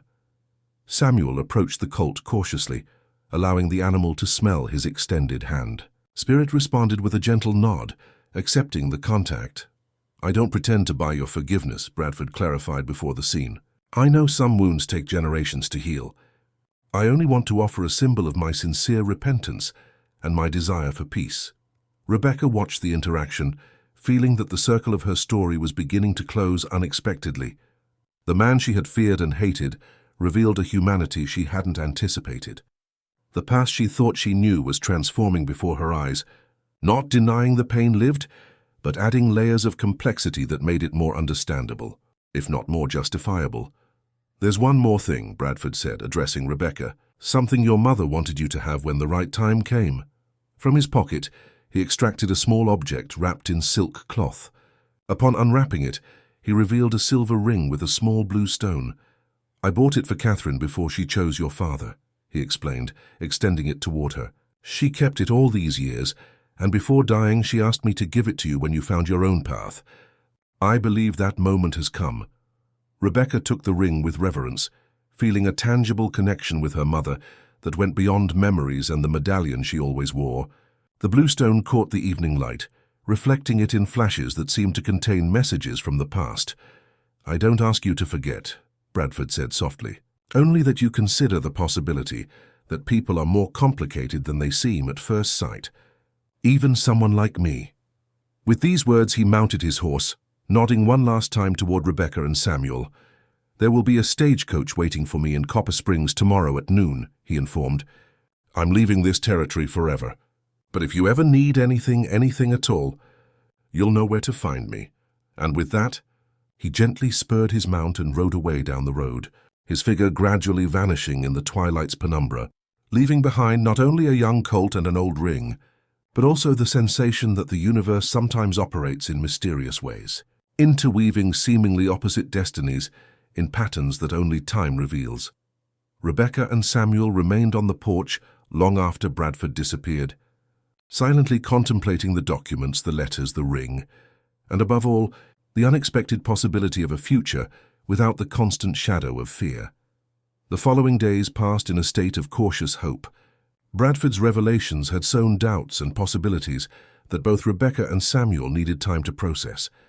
Samuel's father's letters, written in angular but clear handwriting, confirmed at least part of the story. There indeed existed an ancient friendship between James Rivers and William Bradford, forged in the trenches of a war that had changed both men in fundamentally different ways. The community, initially skeptical of Bradford's sudden change of attitude, began to relax when news confirmed his departure. The stagecoach had left Copper Springs with the colonel aboard, and according to rumors, his mansion was already being dismantled, his properties divided and sold at surprisingly reasonable prices. Rebecca spent long hours on the ranch porch, watching the reconstruction work, while her fingers distractedly caressed the ring she now wore on a chain next to her mother's medallion. The small blue stone reflected the desert sky, changing in hue according to the light, as if it contained all the nuances of truth, never completely clear, always dependent on the perspective from which it was observed. Samuel, for his part, divided his time between supervising the construction and training Spirit. The young colt showed intelligence and disposition reminiscent of Storm, though with a more lively temperament, less marked by traumatic experiences. Sometimes Rebecca caught Samuel talking quietly to the animal, sharing reflections he rarely verbalized to others. One afternoon, while Rebecca sewed curtains for the newly repaired house windows, Mary Carter joined her on the porch. The older woman had been a constant presence throughout the entire recovery process, both physical and emotional, and Rebecca had come to consider her as the maternal figure she had lost too soon. "I've never seen Samuel smile so much," Mary commented, pointing toward the corral where the cowboy worked with Spirit, an expression of concentrated satisfaction on his habitually serious face. Rebecca followed her gaze, feeling warmth expand in her chest at the scene. "He's carried the weight of the past for too long," she responded softly. I think for the first time he's allowing himself to look forward. Mary nodded, her penetrating gaze studying the young woman. And you, dear? She asked. Where do you look? Rebecca left the sewing in her lap, considering the question with the seriousness it deserved. It's strange, she began, carefully choosing her words. Just a few months ago, my future seemed like a closed cage. Then, when I escaped, it became an infinite but terrifying horizon. And now, when she paused, her eyes sweeping over the ranch, the fields beyond, the distant hills where she had taken refuge with Samuel during the storm. Now I see concrete possibilities, she continued. A home to build, a shared life, work that has meaning. It's not the future I had been taught to expect, but it's infinitely more valuable. Mary smiled with maternal approval. You've come a long way from that frightened young woman who arrived at our house with a bullet in her side, she observed. Adversity can break some people, but it strengthens others. Like fire tempers steel, Rebecca nodded, deeply understanding the metaphor. She felt that transformation within herself. The privileged but controlled girl she had been had become a woman who knew her own strength, who had tested her capacity to face fear and overcome it. Benjamin and I return to our house tomorrow, Mary announced, slightly changing the subject. I think you don't need us here anymore. Something in her tone, a barely veiled suggestion, made Rebecca blush slightly. You'll always be welcome, she responded sincerely. I don't know how we would have survived without you. Mary gently patted her hand. People survive when they must, she said with wisdom. But it's much better to live than simply survive, don't you think? With these enigmatic words, Mary rose and returned inside the house, leaving Rebecca contemplating their meaning as the afternoon advanced toward twilight. That night, when Benjamin and Mary retired early, Rebecca and Samuel found themselves alone for the Effie. First time since Bradford's revelations. They sat together on the porch, sharing a blanket against the night's coolness, watching the stars that dotted the desert sky like diamonds on black velvet. It's strange, Samuel said finally, breaking a silence that hadn't been uncomfortable but contemplative. For years I built my life around hatred toward Bradford, around loss. And now that narrative has changed, Rebecca completed softly. He nodded, his profile outlined against the night. I don't know if I can forgive him completely, he confessed. Regardless of his intentions, his actions caused much damage. But there's a liberation in understanding that the story was more complex than I believed. Rebecca perfectly understood that feeling. Her own relationship with Bradford's memory had acquired nuances she never would have anticipated. The one-dimensional villain had transformed into an imperfect man, marked by lost loves and wrong decisions, capable of both cruelty and redemption. Do you think someday we'll stop defining ourselves by our past? She asked, contemplating the stars that seemed to observe them with patient wisdom. Samuel reflected on the question, his hand finding Rebecca's in the space between them, a gesture that had become as natural as breathing. I think the past will always be part of us, he responded finally. But it doesn't have to be the only part, not even the most important one. He turned toward her, the moon's silver light revealing the intensity of his gaze. When I saw you for the first time at that crossroads, he continued, his voice softer, something in me knew my life would change forever. I didn't understand how or why, but I felt it with the same certainty I know the sun will rise tomorrow. Rebecca felt her heart accelerate at the vulnerability in his voice, in his words. This man, normally so sparing with words, was offering her a glimpse into the depths of his soul. I felt it too, she admitted.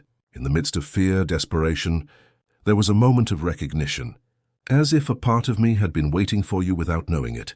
Samuel brought her hand to his lips, softly kissing her knuckles in a gesture of reverence that made her shiver. Mary and Benjamin leave tomorrow, he said, a slight tremor in his voice betraying the importance of what he was about to say. Rebecca nodded, feeling a tingle of anticipation in her stomach. I know, she responded simply. I've been thinking. Samuel breathed deeply, as if gathering courage. Perhaps it's time to make official what we already know in our hearts. He stood up, gently pulling her hand so she would also rise. Under the starry sky, with the partially rebuilt ranch as a silent witness, Samuel Rivers knelt before Rebecca Morgan. I don't have much to offer, he said, his voice clear in the night stillness. A ranch under construction, a name without pretensions, a life of hard work, but I offer you everything I am, everything I have, and everything I'll become. Rebecca Morgan, would you do me the honor of becoming my wife?" Tears flowed freely from Rebecca's eyes, not from sadness, but from a joy so pure and complete it seemed impossible to contain in a single heart. She knelt in front of him, reducing the distance between them, taking his face in her hands. "Samuel Rivers," she responded, her voice trembling but decided. "You offered me refuge when I most needed it, respect when others only saw a possession, and a love that has grown on the most improbable terrain. I can't imagine a greater honor than sharing my life with you." In the intimacy of that moment, under the night's protective cloak, their lips met for the first time. A soft kiss, tentative at first, then deeper, sealing a promise both knew would be eternal. When they finally separated, Samuel extracted something from his pocket, a small ring carved by hand from a piece of polished wood, with delicate motifs reminiscent of desert undulations. "I've been making it these past nights," he explained with some shyness. "It's not silver or gold, but—" "It's perfect," Rebecca interrupted, extending her left hand so he could slide the ring onto her finger. It fit perfectly, as if it had always been destined to be there. That night, sitting on the porch of the ranch that was now truly their shared home, Rebecca and Samuel contemplated the future stretching before them. It wouldn't be an easy path, life in the territory never was, but they would travel it together, strengthened by the trials they had already overcome, and united by a love that had bloomed against all odds in the arid land of Arizona. 1 year later, the Rivers Ranch was unrecognizable. The stable, completely rebuilt, now housed 6 horses, including Storm, who enjoyed a kind of honorable retirement, and Spirit, who had become Samuel's pride. The wooden fence, painted white, clearly delineated the boundaries of a property that had grown thanks to the acquisition of adjacent lands. The main house had been expanded with a new room and a more spacious porch, where pots with desert-resistant flowers added notes of unexpected color. But the most significant change wasn't in the physical structures, but in the life pulsing within them. Rebecca Rivers, who had proudly adopted her husband's surname 6 months earlier, in a simple but moving ceremony officiated by Judge Peterson, moved through the ranch with the confidence of someone who had found her place in the world. Her hands, once delicate and white, now showed calluses she secretly took pride in. Her skin had acquired a golden tone from the sun, and her hair, gathered in a practical braid, had lighter highlights. But the most notable change was in her eyes. The shadow of fear and caution had been replaced by a serene light, the gaze of someone who knows their own strength. That spring afternoon, Rebecca found herself in the small garden she had started as an experiment, and that now provided fresh vegetables for their table. The Dawson sisters had taught her the secrets of cultivating in arid soil, and she had proven to have a natural talent, perhaps inherited from her mother, whose artistic sensitivity Rebecca believed she recognized in her own connection with plants. While pulling some weeds, she noticed Storm approaching the fence, his attention fixed on the horizon. The old horse had an almost supernatural sense for detecting visitors' arrival long before they were visible. Rebecca stood up, cleaning her hands on her apron, and followed the animal's gaze. Indeed, a figure on horseback was approaching down the main road. As it got closer, Rebecca recognized Mary Carter's unmistakable silhouette, whose weekly visits had become a cherished tradition. "Rebecca, dear," the older woman greeted, while dismounting with the agility of someone much younger. "I bring fresh news from Copper Springs, and some tomato seeds that Benjamin got from the east." Rebecca embraced Mary with genuine affection, leading her toward the porch where a pitcher of lemonade waited under the shade. "Samuel will return soon," she informed while serving the refreshing drink. "He went with Silas and Jacob to check the new well in the North Zone." Mary nodded, settling into one of the rocking chairs Samuel had built during the winter. "I'm glad to know the association is working well," she commented, referring to the cooperation agreement several ranchers in the area had established to share resources and work. "It's a notable change in a territory where everyone used to take care exclusively of their own." Rebecca smiled, recognizing the truth in those words. The community that had initially united to protect her and Samuel had strengthened over time, creating bonds of mutual support that gradually transformed the individualistic nature of frontier life. "What news do you bring?" she asked, curious about the updates Mary always collected during her visits to town. The older woman took a sip of lemonade before responding. "They've named a new sheriff," she announced. "A young man called Michael Wilson." Rebecca raised her eyebrows in surprise. Michael was Sarah Wilson's son, the widow whose husband had died in the dispute with Bradford. "It's an interesting choice," she commented. "How have people taken it?" "Surprisingly well," Mary responded. "It seems Bradford's departure has allowed many things to change in Copper Springs. Young Wilson has progressive ideas about law and order. He talks about justice more than authority." Rebecca nodded, thoughtful. She was pleased to see how the territory was evolving towards something closer to the vision Samuel's father had defended. A community where cooperation prevailed over domination. "There's another piece of news," Mary continued, her tone changing subtly. "A letter has arrived for you. From San Francisco." Rebecca felt a slight tension in her stomach. Only one person in San Francisco would write to her. Mary extracted an envelope from her bag, handing it to her with a look of barely disguised curiosity. The elegant seal and precise calligraphy confirmed Rebecca's suspicions. It was from William Bradford. "Do you want me to leave you alone to read it?" Mary asked delicately. Rebecca considered the offer for a moment, then shook her head. "There are no secrets between us," she responded with a smile. "Besides, maybe I'll need your wisdom to interpret whatever he has to tell me." She carefully opened the envelope and extracted a letter write, 10 on high-quality paper. The handwriting was firm and clear, as expected from a man accustomed to giving orders. "Dear Rebecca, I hope this letter finds you well, enjoying the life you chose with such courage. San Francisco is a city in constant change, full of opportunities and challenges, though I must admit I sometimes miss the austere simplicity of the desert. I've followed with interest the news from Arizona. Pleased to know the community flourishes under new leaderships. My properties, according to my reports, have been distributed fairly, and this gives me a satisfaction I didn't expect to feel. The main reason for this letter is to inform you of a discovery I've recently made among your mother's belongings, which your father entrusted to me before falling into the spiral, you know. I found a notebook of sketches and personal writings that I believe belong to you by right. I'll send it in a separate package with the utmost care. I also want you to know I've established a trust in your name.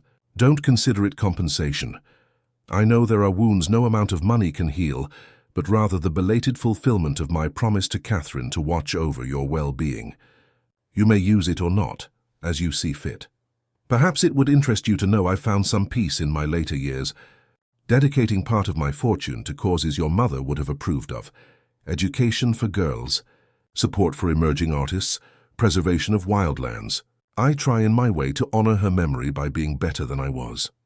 I don't seek your forgiveness, Rebecca. I only wanted you to know that despite my many mistakes, something good has emerged from this complicated story we share. My best wishes for you and Samuel. May you find in your union the happiness that Catherine and I couldn't achieve. Sincerely, William Bradford. Rebecca slowly folded the letter, her emotions too complex to be expressed immediately. Mary waited patiently, respecting her silence. It's strange, Rebecca said finally. For so long, Bradford represented everything I feared. Control, imposition, loss of freedom. And now he's just a man, Mary completed softly. An imperfect man with his own regrets and hopes. Rebecca nodded, grateful for her friend's understanding. He says he's found writings of my mother, she explained. Sketches, a diary perhaps. And that he's established a trust in my name. Mary considered this information, her wise eyes studying the young woman's face. What will you do with that? She asked finally. Rebecca contemplated the horizon where the sun began its descent, bathing the desert in golden and reddish hues that always reminded her of her first night at the ranch, the first time she had felt she could belong to this place. I'll treasure my mother's writings, she responded with certainty. As for the money, she paused, an idea forming in her mind. Perhaps it could be used for something that benefits the community. A school, maybe, or a library. Something that would have pleased my mother and Samuel's father. Mary smiled approvingly, transforming a complex legacy into something positive, she observed. It seems appropriate. The sound of approaching hooves interrupted their conversation. Rebecca immediately recognized the distinctive rhythm of Spirit's gallop. The colt converted into a magnificent horse under Samuel's care. Her husband appeared on the road, the setting sun behind him, creating a golden halo around him. Rebecca felt the already familiar leap in her heart upon seeing him, a mixture of joy, pride, and a love that seemed to grow with each shared day. Samuel dismounted agilely, greeting Mary with respect before approaching Rebecca. With the naturalness of habit, he leaned down to kiss her briefly, a gesture of affection that in earlier times would have been impossible for him to perform in front of others, but now flowed effortlessly. "How is my favorite wife?" he asked with a smile that illuminated his green eyes. "I'm your only wife, Cowboy," she responded with feigned severity, before adding more softly, "It's been a good day. Better now that you've returned." Mary observed the exchange with a satisfied smile, like someone contemplating the successful result of a long-supervised experiment. "I must leave before it gets dark," she announced, standing up. "Benjamin worries when I'm late." They said goodbye with hugs and promises to visit soon. When Mary's figure was lost in the distance, Rebecca and Samuel remained on the porch, enjoying the sunset spectacle that turned the sky into a changing work of art. "I received a letter from Bradford," Rebecca mentioned, handing it to her husband. "It seems he's found some things of my mother's." Samuel read the letter in silence, his face revealing a mixture of contained emotions. "Are you okay with this?" he asked finally, returning the letter carefully. Rebecca nodded, leaning slightly against his shoulder in a gesture that communicated both trust and affection. "I'm at peace with the past," she responded. "All those pieces, even the painful ones, led me here. To you." Samuel surrounded her waist with an arm, drawing her closer. "I have something to show you," he said, a peculiar tone in his voice that immediately captured Rebecca's attention. "Something I've been building in the workshop." Curiosity awakened in Rebecca. Samuel had spent many hours in the small workshop attached to the stable during recent weeks, but had kept his project secret, deflecting her questions with mysterious smiles. He led her toward the workshop, stopping before the closed door with a suddenly nervous, almost shy gesture. "I'm not an artist," he warned, "but I wanted to create something special, something that would symbolize our journey together." He opened the door, revealing the workshop's interior illuminated by the golden evening light filtering through the window. In the center, covered by a cloth, was something voluminous. Rebecca held her breath when Samuel removed the cloth, revealing a wooden cradle. But it wasn't an ordinary cradle. Every inch had been carved with intricate motifs that told a story. On one side, she recognized the silhouette of two riders galloping under the stars. On another, a small ranch with a stable and horses. At the head, two intertwined hands with a wooden ring. And at the foot, a young but strong tree with deep roots and branches extending toward the sky. "Samuel," she whispered, tears clouding her vision. "It's beautiful." He scratched his neck with the gesture of insecurity she had learned to adore. "I wanted it to be ready in time," he explained, his voice slightly trembling. "For when we need it." Rebecca turned toward him, a question in her eyes. Samuel took her hands in his gaze intense and vulnerable at the same time. "I've noticed the changes," he said softly. "Your morning nausea, your new aversion to the coffee you loved so much, the way your hands protectively rest on your belly when you think no one is watching." Rebecca felt her heart accelerate. She had suspected for some weeks but hadn't been completely sure, and between the ranch expansion preparations and daily tasks, she had postponed confirmation. Are you happy?" she asked, suddenly insecure. Samuel's response was to gently lift her hand to kiss it with reverence. "More than happy," he responded, his voice charged with emotion. Terrified, amazed, grateful, but above all immensely happy. Rebecca threw herself into his arms, tears flowing freely now. In Samuel's embrace, she found what she had always sought without knowing it. Home, security, freedom. It seemed impossible that those qualities could coexist, and yet in the life they had built together, each one strengthened the others. "I love you, Samuel Rivers," she whispered against his chest. "I've loved you since you appeared at that crossroads, though I didn't know it then."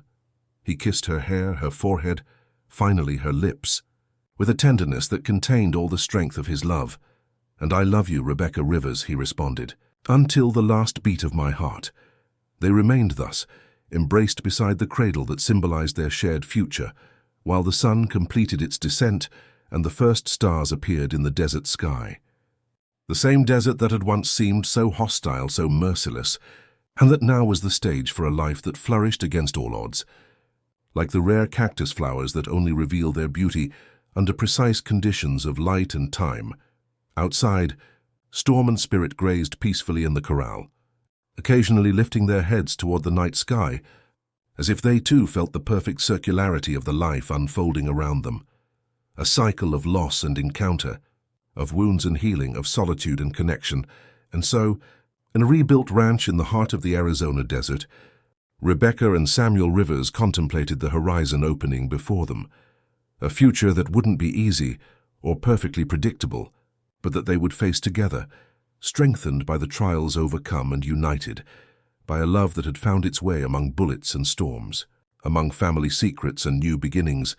The desert kept its most beautiful secret for those who had the courage to venture into it, that even in the most arid land, life finds ways to flourish when nurtured with determination, hope, and love.